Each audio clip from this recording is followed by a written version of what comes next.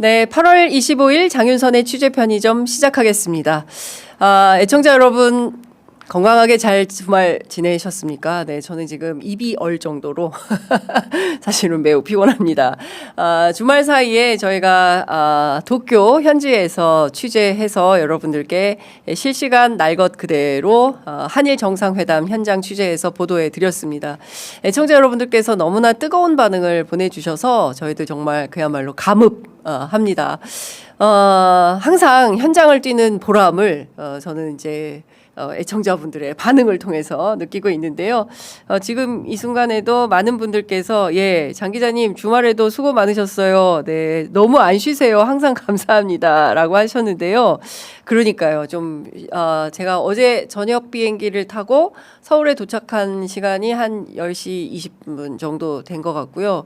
그리고 뭐 짐 찾고 이렇게 해서 집에 가니까 자정 넘었더라고요. 그래서 그러니까 약 4시간 반 정도 자택에 머물다가 나온 셈이다. 이렇게 말씀을 좀 드릴 수 있을 것 같은데요.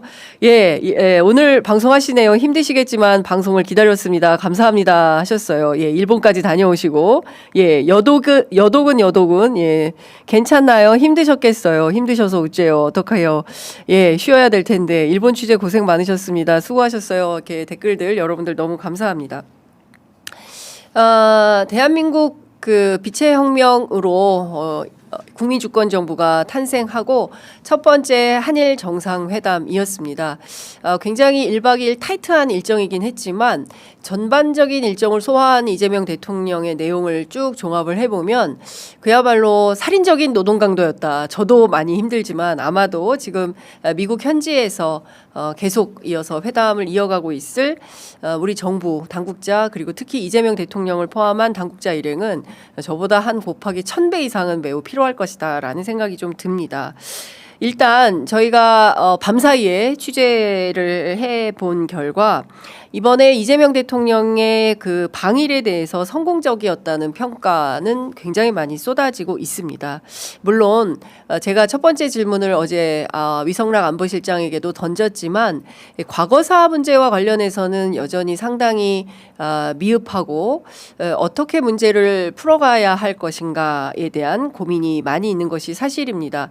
저희 프로그램 주말 사이에 보신 분들은 다 아시겠지만 그 쯔다주쿠 대학교 국제관계학부의 박정진 교수님 분석대로 뭔가 이재명 대통령과 이시바 시게루 간의 큰 그림, 빅픽처가 있기 때문에 일단 전략적 대화의 첫 발을 내디딘 이번에 과거사 문제 얘기하러 온 거 아니잖아요. 미국 가는 길에 거쳐서 일본 먼저 갔다. 이게 굉장히 중요하긴 하지만 일본 차원에서 의미부여를 상당히 세게 하고 있긴 합니다만 그래도 중요한 것은 미국의 방점이 찍힌 것이지 일본의 방점이 찍힌 것은 아니다라는 외교안보 전문가들의 분석과 평가가 있습니다.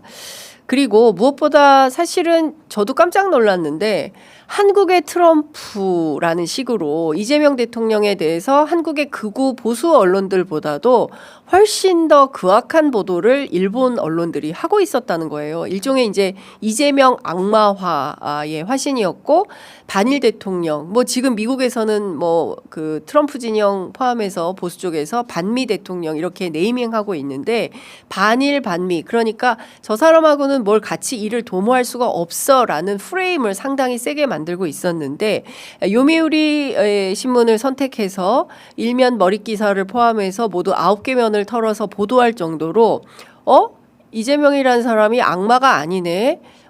이 사람이랑 뭔가 도모할 수 있겠네. 이런 판단에 단초를 열었다. 그리고 뒤이어진 4개 뭐 마이니치 아사히, 산케이 그리고 니혼 게이자이에 이르기까지 여러 매체들을 통해서 이재명 대통령이 우리 뭔가 한일 협력을 해봅시다. 새로운 단계로 나아갑시다라고 여러 가지 이슈를 던졌다는 것입니다. 물론 어제 안보실장 브리핑을 통해서 과거사에 대해서 언급하지 아니한 것은 아니다. 대통령께서 평소에 하시던 말씀 다 하셨다.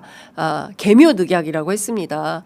윤석열 정권 때 강제 동원 피해자분들에 대해서 제3제 변제 방식이라는 기괴한 방식을 들고 나왔을 때 이재명 대통령이 개묘늑약이다 이렇게 비판을 한 바 있었는데 이시바 시게루를 만나서 직접 뭐 그런 표현을 썼는지는 모르겠지만 평소에 대통령이 갖고 있던 과거사에 대한 인식은 다 이야기하였다라는 것입니다. 그렇다면 이후에 남는 과제는 앞으로 과거사 문제를 포함해서 일본 양일 간에 갖고 있는 여러 가지 현안들에 대하여 어떻게 단계적으로 풀어갈 것인가는 좀 길게 놓고 봐야 되지 않겠냐라는 것이 일본 전문가들의 판단과 인식인 것 같습니다. 사실 당장 급한 것은 후쿠시마 오염수 무단 방류 문제를 어떻게 할 거냐, 그리고 일본산 수산물 개방 압력을 우리가 어떻게 할 거냐, 그리고 이 위안부 합의 문제, 그리고 일본에서는 징용공이라는 표현을 쓰지만 우리는 강제동원이죠. 강제동원. 이 강제동원 피해자분들이 여전히 살아계시고 위안부 할머니들 여전히 살아계시고 이 피해자 중심주의 원칙, 피해자 인권을 어떻게 우리 정부가 일본 정부와의 협력 또는 협상을 통해서 진실된 통절한 반성과 마음으로부터의 사죄를 이끌어내서 다시는 A급 전범이 합사되어 있는 야스쿠니 신사에 참배를 한다거나 아니면 공물복납을 하는 형태로 우리 국민들의 민의를 배반하는 그런 정치가 안 나오게 할 거냐. 이거는 좀 중장기 과제로 미뤄두어야 하는 거 아닌가라는 분석도 나오고 있습니다. 아시는 것처럼 고노다마, 무라야마다마 그리고 김대중 오부치 선언으로 이어진 것은 93년, 95년, 98년, 1990년대에 본격적으로 이어졌습니다. 그리고 이때는 분명히 기조가 대한민국에 대한 식민 지배에 대한 불법성, 식민 지배에 대한 사죄가 있었습니다. 그런데 그게 아베를 기점으로, 아베 70년 담화를 기점으로 해서 완전히 뒤틀렸죠. 그 이후에 있던 질서를 다시 바로잡기 위한 단초 출발에 섰다. 그게 지난 어제 이 토요일 사이에 있었던 한일 정상회담의 성과 아닌가 싶습니다. 조금 더 분석을 좀 해드리자면 이번 한일 정상회담 결과는 두 가지 방식으로 발표가 되었습니다. 하나는 양국 정상 간의 공동 기자회견, 여러분들 함께 생중계로 보신 것처럼 그게 있었고요. 두 번째는 문건으로 공동 언론 발표문을 발표했습니다. 이게 바로 17년 만에 처음 나온 공동 언론 발표문이죠. 공동 기자회견에서 이 대통령은 과거 청산에 대한 구체적인 언급은 하지 않았지만 이시바는 이런 얘기를 했습니다. 첫 번째, 이웃나라이기 때문에 어려운 문제도 존재합니다만 일관된 정책을 취해 나가겠습니다라고 이야기했고요. 두 번째, 1965년 국교 정상화, 우리는 한일협정이라고 불리는데요. 청구권 협정이라고도 불리고 있죠. 이시바는 1965년 국교 정상화 이래 지금까지 구축되어 온 기반에 기초하여, 이 기반이라는 표현에 강조점을 밑줄 쫙 긋고 봐야 된다라고 전문가들은 설명을 하고 있습니다.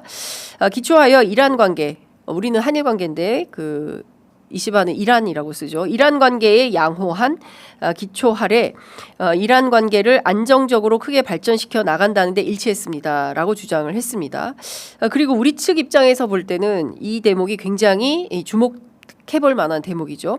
올해 한일 국교 정상화 60주년을 맞이해서 1965년 국교 정상화 이래 지금까지 구축되어 온 한일 관계의 기반에 입각하여 양국 관계를 미래지향적이며 안정적으로 발전시켜 나가자는 데 의견을 같이 하였다라는 것입니다. 이시바 총리는 1998년 21세기의 새로운 한일 파트너십 공동선언을 포함하여 역사 인식에 관한 역대 내각의 입장을 전체적으로 계승하고 있음을 언급하였다라고 설명을 했는데요. 중요한 부분은 이런 것 같습니다. 한일 관계의 기반의 중요성을 강조한 것은 양국 정상이 앞으로 한일 관계의 기반의 중요성을 양국 정상이 강조하고 확인했다라는 것을 요미우리는 굉장히 세게 보도를 하고 있는데요. 그만큼 일본 정부나 일본 주류 언론들은 65년 이전, 65년에 한일이 국교 정상화를 하면서 맺었던 협정이 있으니까 그 이전으로는 돌아가지 말자라는 강력한 의지를 갖고 있는 것 같습니다.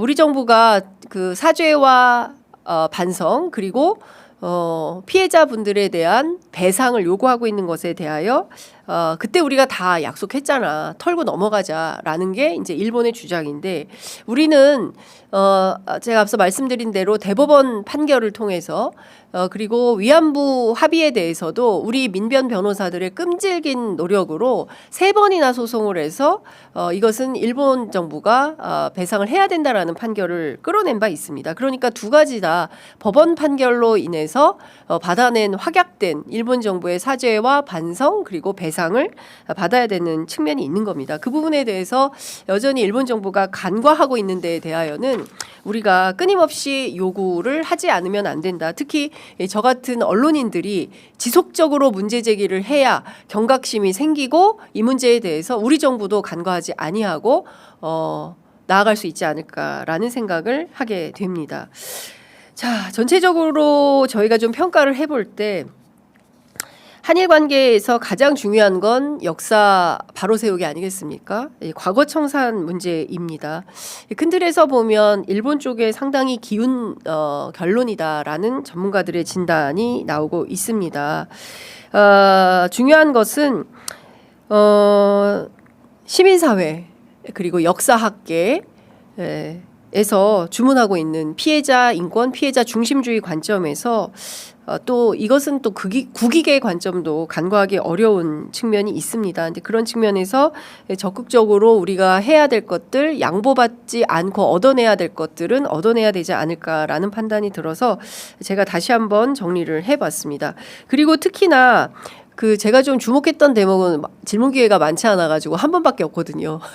그래서 한꺼번에 많은 질문을 해야 되는데 또 역사 문제 얘기하다 보니까 말이 길어져서 제가 길게 질문을 못 했는데 저출산 고령 사회 문제와 관련해서 또 지방 소멸과 관련해서 이시바의 굉장히 큰 관심 사안이라고 하죠. 특히 자살률도 우리는 세계 1위, 일본은 세계 3위 국가라고 합니다.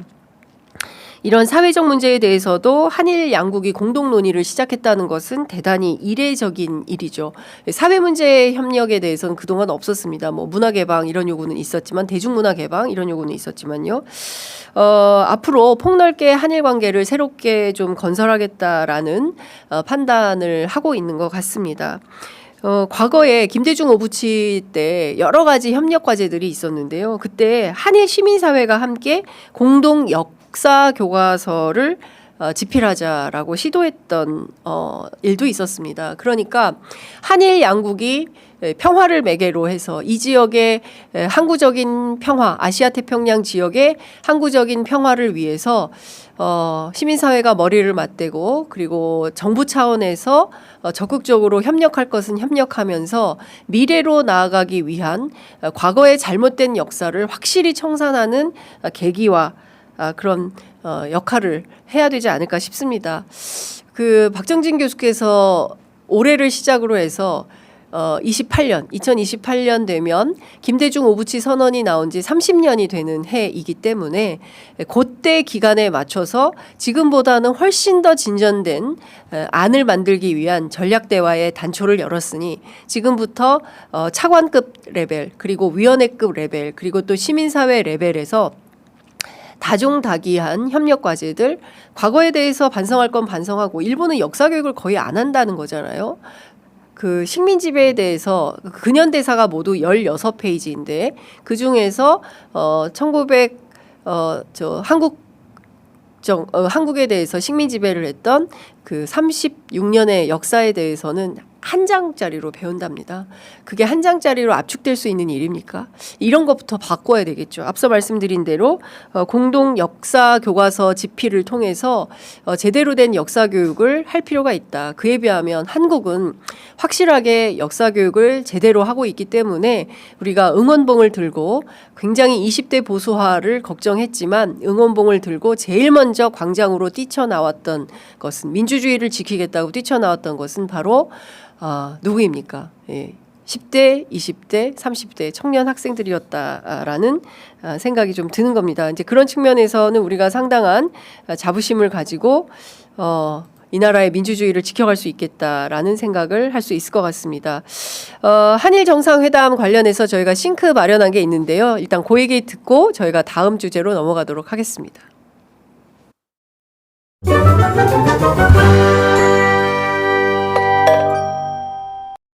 1965년 한일 국교 정상화 이래로 대한민국 대통령이 취임 후 첫 양자 방문 국가로 일본을 찾은 것은 제가 최초라고 합니다.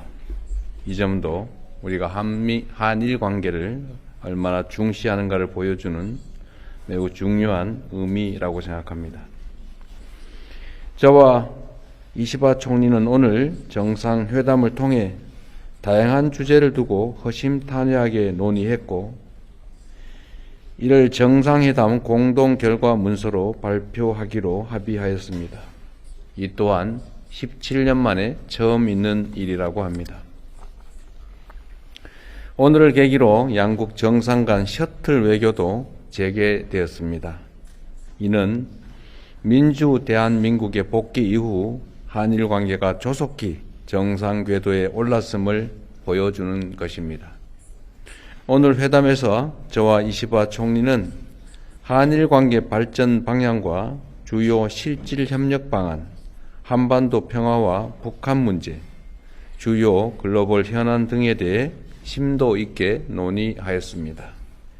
오늘 정상회담을 통해 저와 이시바 총리 간에 유대와 신뢰가 강하게 형성된 것처럼 이번 일본 방문이 양국 간 그리고 양국 국민 간 진정한 신뢰를 쌓아가는 새로운 여정이 시작되기를 기대합니다. 감사합니다.